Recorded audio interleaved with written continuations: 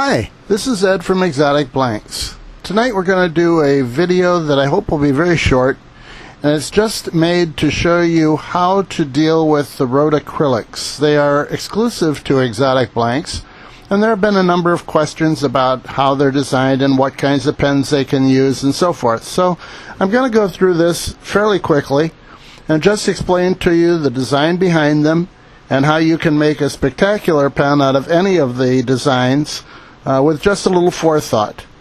First thing is, the blanks come to you and they're just a little under 4 inches long, and they have dimples in both ends that go down about 3/4 of an inch, but the dimple itself is a 3/8 inch diameter hole. Now that hole goes about, as I say, 3/4 of an inch into the blank, and it comes through from both ends. Now I'm going to show you on the video that if you were just to mount that between centers and put it on your lathe, you would find out that the blank is completely round around that center. That is the center that's used to make the blank, and so it is around that center. If you drill a hole directly through that hole and it comes out on the other end directly in the center of that hole, everything will go spectacularly well with the rest of your turning. If you miss the center of the hole, you will have problems with the blank. It has to be drilled straight. If you can't drill a straight hole, these blanks are not for you. Best thing to do is to put them on a lathe and hold them with a scroll chuck, and you can then drill, as you'll see me do, with the Jacobs chuck in your tailstock.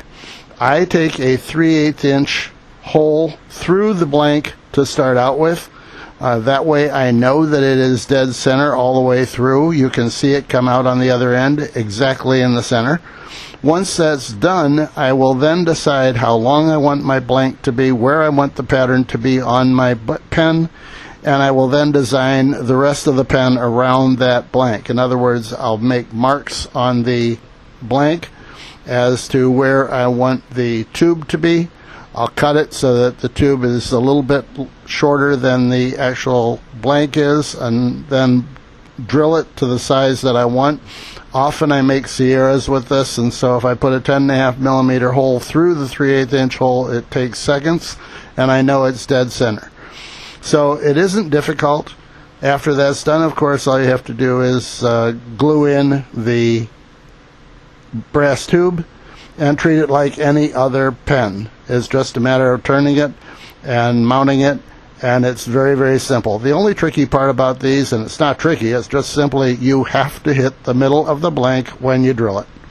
So that's all there is to it. The answer to your questions, it's 3/4 of an inch in diameter. It will make pretty much any pen that comes out a 1/2 inch or larger in diameter. You can use it for the top of a two-piece pen, or you can use it for the body of the two-piece pen. That's your decision. The patterns are generally under 2 inches in height.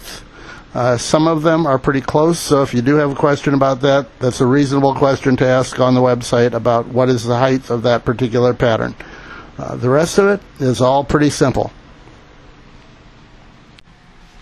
So we kept this at about 4 minutes. I hope that after you've watched it, you're comfortable trying to do the rotacrylics. They're really very easy as long as you get the hole straight. Drilling on the lathe, it's very, very simple. If you have to drill with a drill press, it's a little more complicated, but if your table is flat and your drill press is straight, it isn't difficult to drill a straight hole there either. So thanks for watching. This is Ed from ExoticBlanks. Have a good day. Bye now.